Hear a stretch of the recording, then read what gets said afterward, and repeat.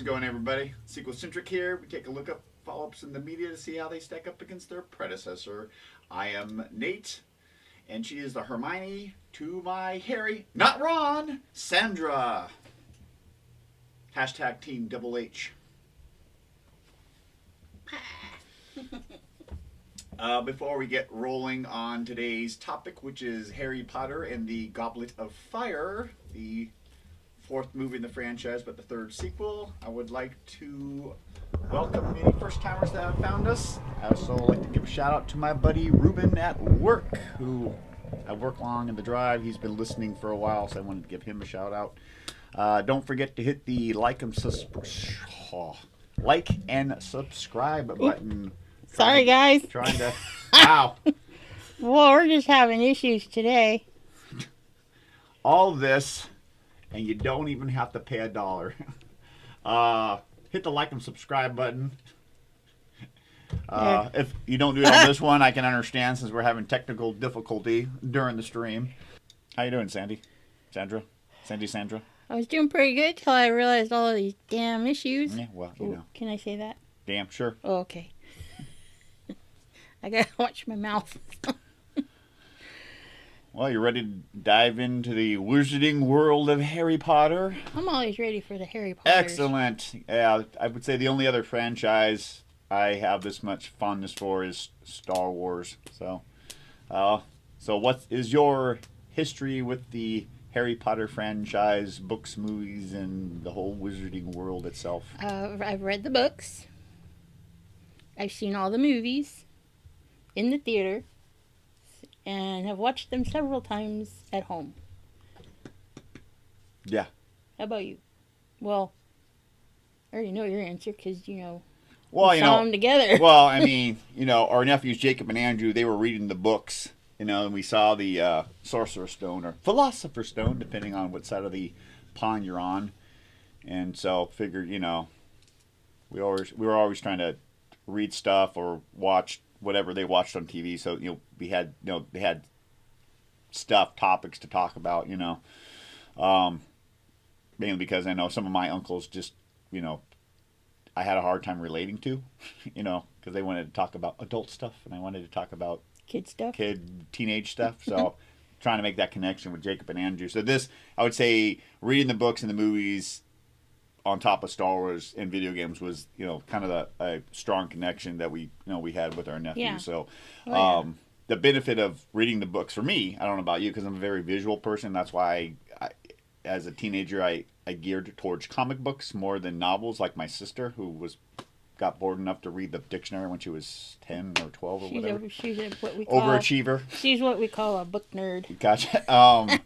Watching the movie first and then reading the books. Because I had all the actors' faces in my head, I could put all that stuff to it. Unlike some other characters that were in the books but not in the movies, like Peeves, the poltergeist, right? Who's a prankster and stuff like that. But it was not when you're reading about Nearly Headless Nick. I could picture John Cleese, who plays that character, in my head. So it was great to read that. And can you do me a favor? Sure.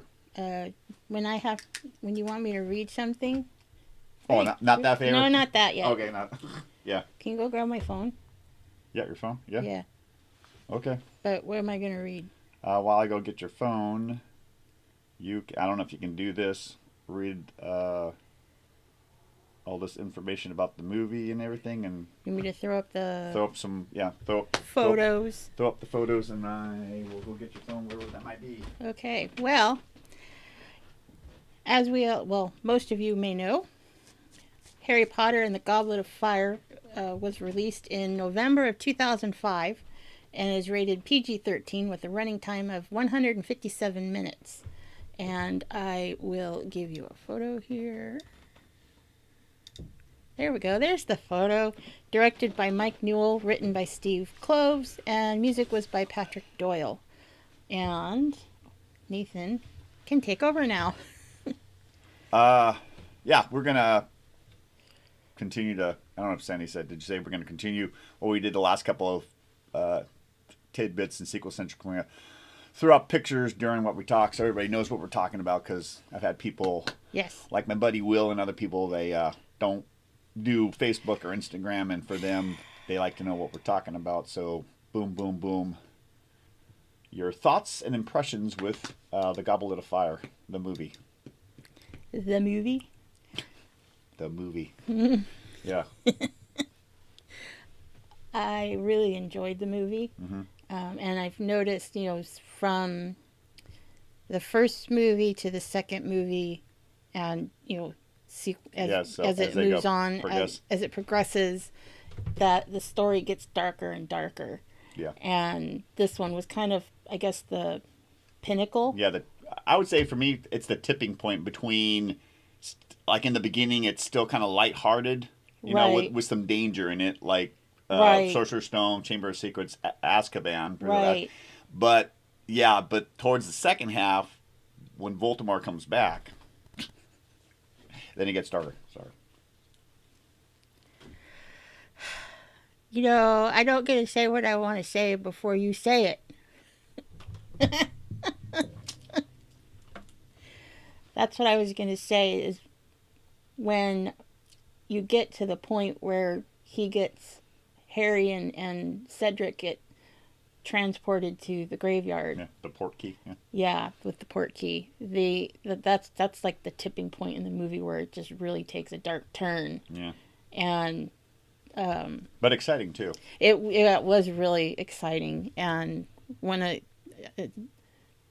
the most critical points for me. Yeah. That was just high. I want to say anxiety. Intensity, yes. Sort of like when the Emperor was electrocuting Luke in Return of the Jedi. Was this scene right here? Where is it? I don't see it. There it is. There it is.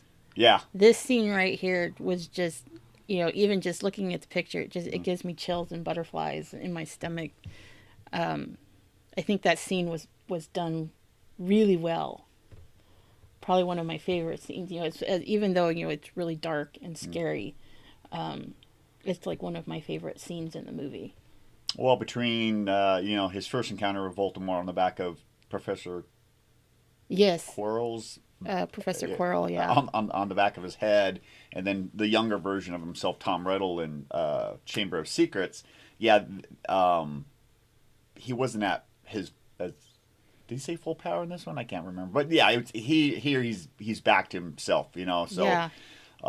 Him and Harry have that interesting connection, which you find out throughout starting this movie, not really knowing until maybe the next one, Order of the Phoenix, where you see that connection. Yeah, and I think that's where I know this is completely another show, but I think the next movie is where they tell you about how Voldemort created these different. He was able to split his personality. Oh, the Horcruxes. The Horcrux. I thought that was. It's either that one or it's the one after that. The Half-Blood Prince. That might be the one I'm thinking of. But yeah, it's been a while since I've seen all the movies, so I guess it's time to. Oh, we watched this. We watched this one twice before. Yeah, twice. Yeah. I know another. What's next? My other thought I thought was interesting is you kind of get a glimpse that it's hinted in the book of Prisoner Azkaban that Harry's got starting to like Cho Chang. Yeah. Because she plays on the. Yeah, she plays. I think she does. She plays Quidditch. Seeker, if I remember correctly, she's a seeker on Ravenclaw. So there's some thoughts there, and they kind of build on it in Goblet of Fire from the books. But here they kind of let you know that Harry's got a crush on her when they're on the Hogwarts Express. Right. So teenage hormones and stuff like that. So overall, I think there's. Like I said, because they're expanding everything. The Harry Potter universe. It just gets better and better. So, I guess after that you want to throw it to pros and cons now. All right, we're going to pros and cons.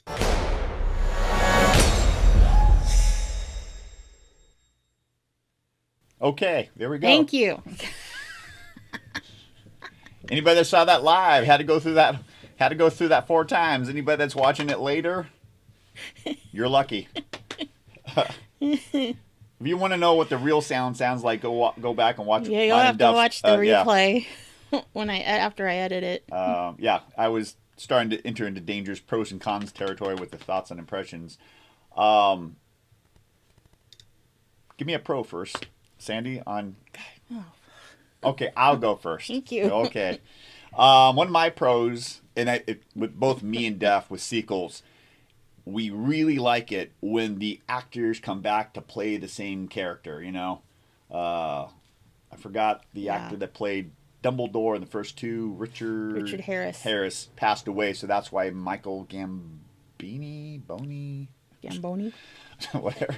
He picked up the mantle, but wait, I'm thinking of a Zamboni. Zamboni, Michael Zamboni.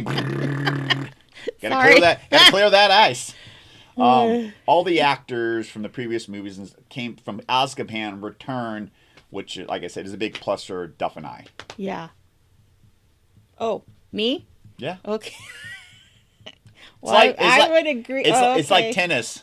I hit it, then you hit it, and then I hit it, and then you hit it. Okay, got it. 40 love. I would agree with you on the actors thing. Mm-hmm. It's definitely a pro. For me, a pro is that, even though it's a con, but it blends into a pro, I guess. It's a con that blends into a pro. I don't know what to call it. Pro con? Okay. Con pro.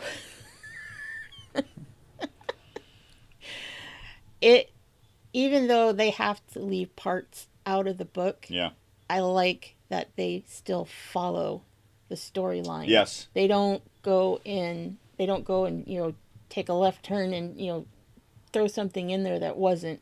True, yeah, because we both read the books and the movies, we could see how closely they followed the book. Anybody who hasn't read the book and watched the movie, if you're just straight up Harry Potter movie universe, that is completely fine.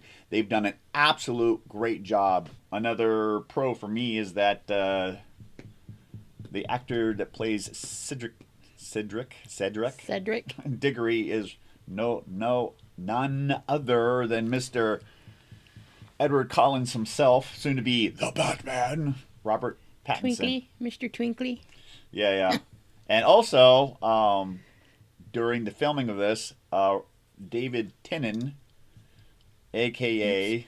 Barry Croucher Jr. in this movie, a.k.a. the 10th Doctor from Doctor Who TV series. So, I was aware of Doctor Who, but I didn't know this actor was playing him at the time. So yeah. We came back, I don't know, years later we came back around and started watching the Doctor Who. Yeah, I think we need to rewatch that. Especially with him. I liked his version. Mm-hmm. You got another pro? Probably. I got a list here if you want to read. I can steal yours? Yeah, you can steal mine. Well, that makes it authentic. Shh, don't tell anybody. Well, I kind of said that the movie builds on the previous 3 stories. Mm-hmm. And I guess that's that. Okay, so building on that, that's a positive a pro for me because it continues to build with the next 3, 4. There's 1, 2, 4. The next 4 movies. I did. 7 books, 8 movies. 7 books, 8 movies. So that's the whole series of books is, they keep that the same with the movies. Pro for me is not knowing at the time. Dumbledore has the Elder Wand. Yeah, we see that. Not knowing that. We're not. Yeah, we don't know what that is yet. When you have that knowledge and you go back to read the books, or especially the movies, you're like, oh, because when we were watching it, I'm like, oh wait, there's the older one, one of the Hollows. Yes. You got any other pros? Oh, probably, but I can't think of anything right now. You can And steal that one if you want. some characters in the story. Yeah, throw up the picture Oh, first. okay. Well, here, yeah, we got a photo for this one. I gotta find it. Hang on. Okay, this is a share pro for both Sandy and I. Okay. Some of the characters in Goblet of Fire, there's a connection with the Cursed Child, which is, I guess, a play based off of the books, and J.K. Rowling gives her approval, so it's kind of the ninth story. The book is the script. So, Yeah. but yeah, I mean, it'd be great if they ever get around to making the movie of this. Doing the movie part. But yeah, there's Cedric Diggory is mentioned in there. Amos Diggory. It even has ties to Prisoner Azkaban because there's a time turner in there. So We'll have to do some digging and see if there's any news for tidbits on this. maybe, or we could read the book and talk about it. It is kind of a sequel, but yeah, I kind of know the quick synopsis of this story. It's very fascinating if you're Yeah. hunger for any Wizarding World news. Right. Well, unless you have any other pros, we can go straight to the cons. Okay, hang on here. Here we go, guys. We're gonna do it. Oh, we're still doing pros and cons. Never mind. I thought I had to do another little scene. Nope, not yet. Not yet. You can steal Cons. one of my cons or use one of your cons, whatever you like.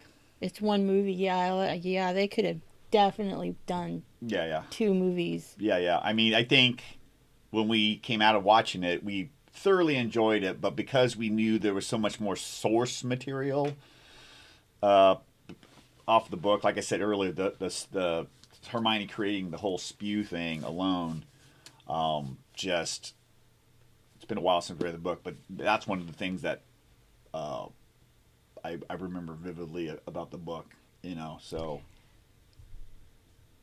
what? I see one of your cons here, but for me, that's a pro. We didn't see the Dursleys. Oh, that's a pro for you? That's a pro for me because oh my gosh, from the very beginning, you just don't like these characters. Well, I mean, characters and how it's they even treat- stated in the very first movie and book. I mean, Hagrid says, no, not Hagrid. McGonagall. McGonagall, She's, yeah. I know, she was the cat, and she's, I've been watching these people all day. They're horrible people, and it's like, but Dumbledore knew that by giving them to Dursleys because Harry's mother's sister is Petunia. Petunia, yeah. He wouldn't. He's not going to have all that fame and fortune. It's not going to go to his head. Unlike the second movie and book with Gilderoy Lockhart, which he constantly cashes in on his fame, and you can see it. So that's so Dumbledore's got he's made some interesting choices, some good ones and not some good ones involving Harry, because one could say that he is kind of the father-esque figure, wizarding father-esque figure for Harry. Yeah. So, that's why I think if you watch the movies and read the books, because he had to spend, when he's not in school, with the Dursleys, it kept him so grounded, So, yeah, that for me, yeah, you didn't, because in the book, another thing, Dobby was in the book, which, he was a little annoying in the movie, but I like this character in the novels. Okay, cons. You got any more cons? Yeah, apparently I don't know what I'm talking about. Well, read that one right there. Steal one of mine. Movie feels a bit rushed. Yeah, I do. It does? I feel. Yeah, it just for me, it feels a little rushed. It doesn't feel like a whole school year in the book because maybe the book is so thick.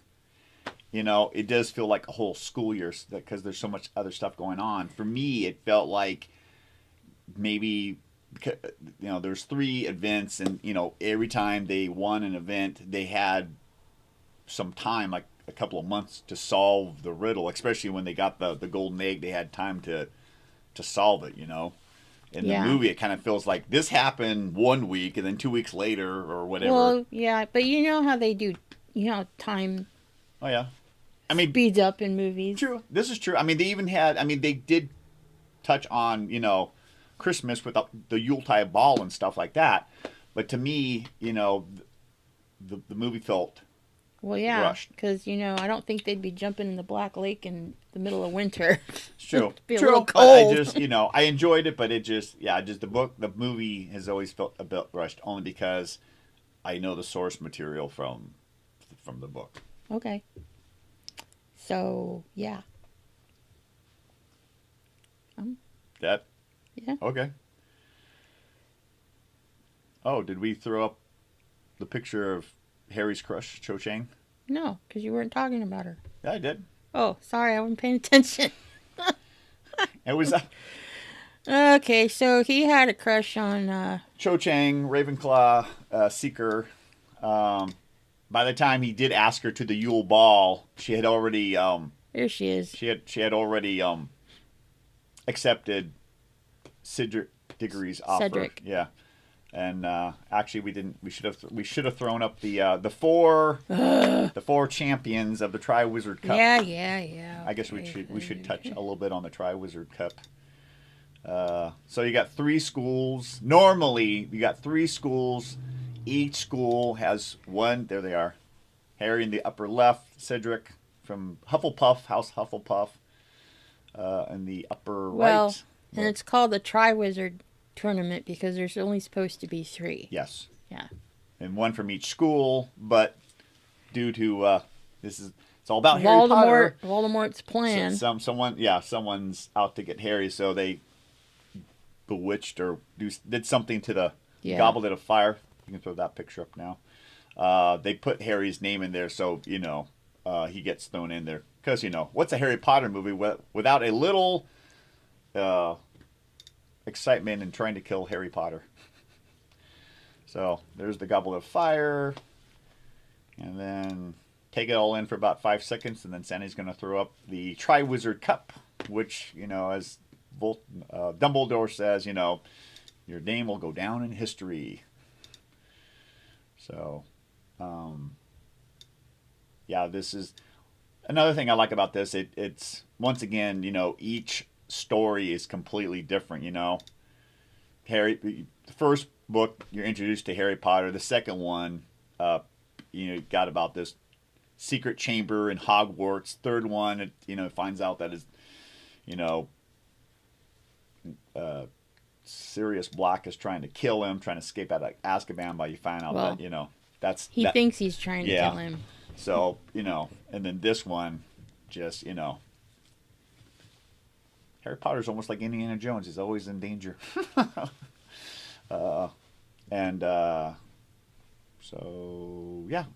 Triwizard Cup, all good stuff. Anything else we need to talk about? No. Okay. You wanna let me scroll up. Fun facts. You wanna throw up a few fun facts a for few you. fun facts before we give our does it sequel or does it bugging verdict? my eyeball. What? Oh, You yeah. want to read one, or you want me to read it? I'll let you read the first one. There's something in my eye. Besides my finger. Oh, let's see here. In the movie, the Patil twins that go to the Yule Ball with Harry and Ron are in Gryffindor house. But in the book, Parvati is in Gryffindor and Padma is in Ravenclaw. Wait. Didn't I just blow your mind? Blew my mind, but wait a minute. Isn't Anakin Skywalker in love with Padma? No, he loves Padme. Gotcha. Oops, damn it, did it again. So another fun fact, because in the book, it is in Goblet of Fire. It is the year 1994, and Cornelius Fudge, who lets everybody know what number Quidditch Cup this is. It is the 422nd Quidditch World Cup. So if you do the math, the first Quidditch World Cup was in 1572 AD. I'm just like, what? I mean, Sounds about right. even reading it and watching it, when you hear that number, like 420, because even the Super Bowl is only not even at 60 yet, and stuff like even the World Series, So Yeah. I mean, this like predates any other Muggle sport. Yeah. This goes back to medieval times. Yeah. So is that like golf? Yeah. Let's take this little ball and hit it in a hole way over there. Robin Williams. Yeah. Okay. Let's head on over to Does It Sequel. See if this one does it right, actually. Quiet on the set. Screw you, I work for Mel Brooks. Oh, I guess that would help if I turned it on.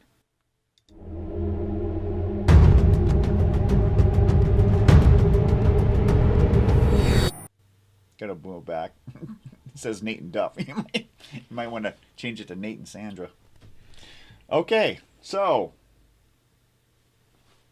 Sandy, you want to go first? Does this movie sequel for you? Yes, it does. And you? Oh, I thought you were going to elaborate on that. Oh, you didn't say I had to elaborate. You just had to say I did a sequel. Sandy, does it sequel for you, and can you explain or elaborate? Well, yes, it does sequel, and because I've already said that before. All the other stuff that you said prior? Yeah, so, Okay.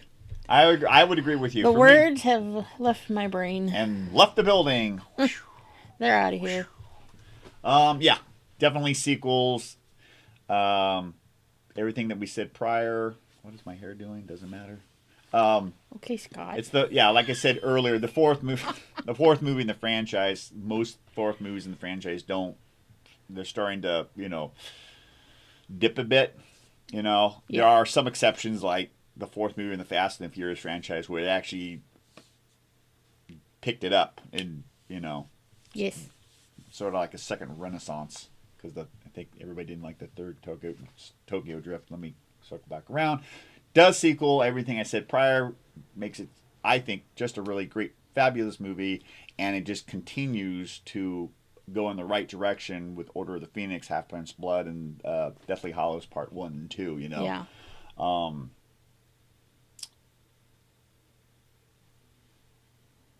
What is your verdict on this? How would you rate it on this SequelCentric scale? Oh man, didn't say secret this time.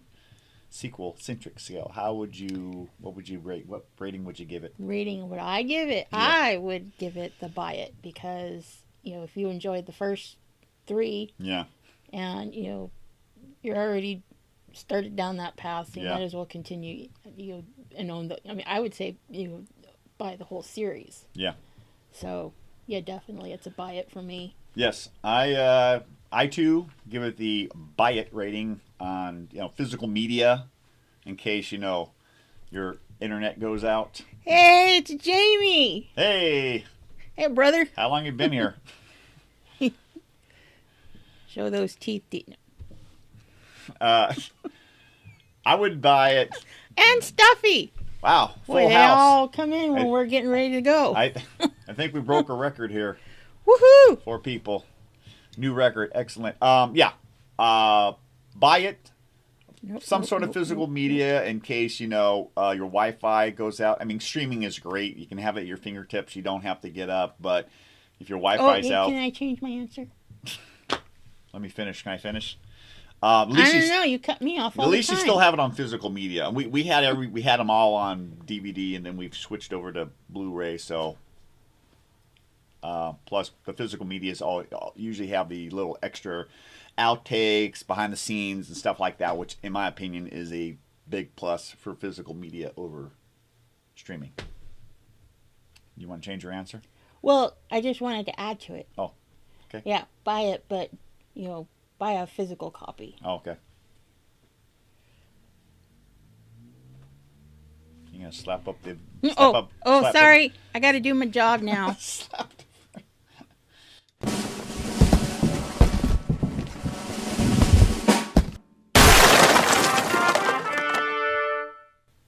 There we go. There you go. It's almost like Duff was here.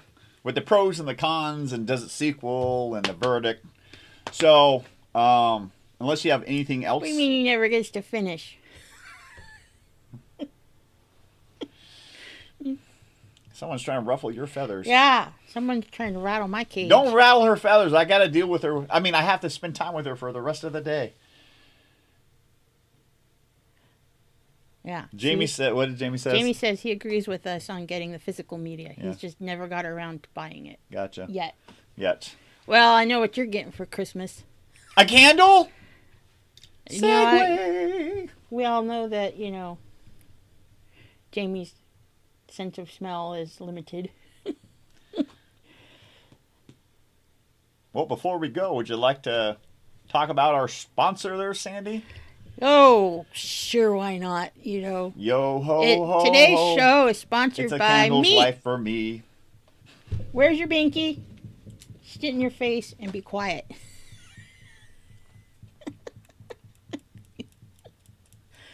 Oh, yes. Yeah, we all like to cut Jamie off. Or not Jamie. We all cut Nathan off. I would never cut off Jamie. Especially when he sings, yes, don't you dare. Today's episode is sponsored by none other than me. Mia Bella Candles. And I've got a picture for you. Let me give you a minute. Where the heck did it go? There it is. Okay, Nate, you get to be Mike Wazowski. This is November's candle of the month. White pumpkin. It's a vintage white pumpkin and citrus blend. Is combined with bold spices and flavorful buttercream and sweet undertones of marshmallow. I don't know what he's doing. And pralines sprinkled with a touch of cinnamon. It's available on my website at sandrascandles.com or you can also order straight, directly through me. There's also a Candle of the Month program that I have. If you're interested in signing up for that, comment below and I will send you a link to that. Okay. This is going to drop on the podcasting apps in the next day or so. We're also going to take this longer version, cut it up into smaller, no pun intended, tidbits, because some people like the smaller version than the longer version. Say it, don't spray it.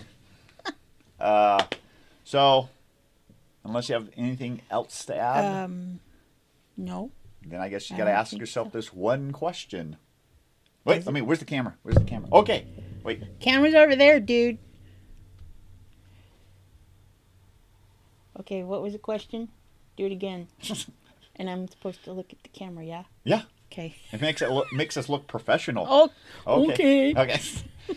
Until next time, you got to ask yourself this one question. I saw that. What? I didn't do nothing. I'm innocent. Well, say the answer to my question. I wasn't listening. Excellent. What was the Then question? ask yourself this one question. Does it sequel? See you later, guys.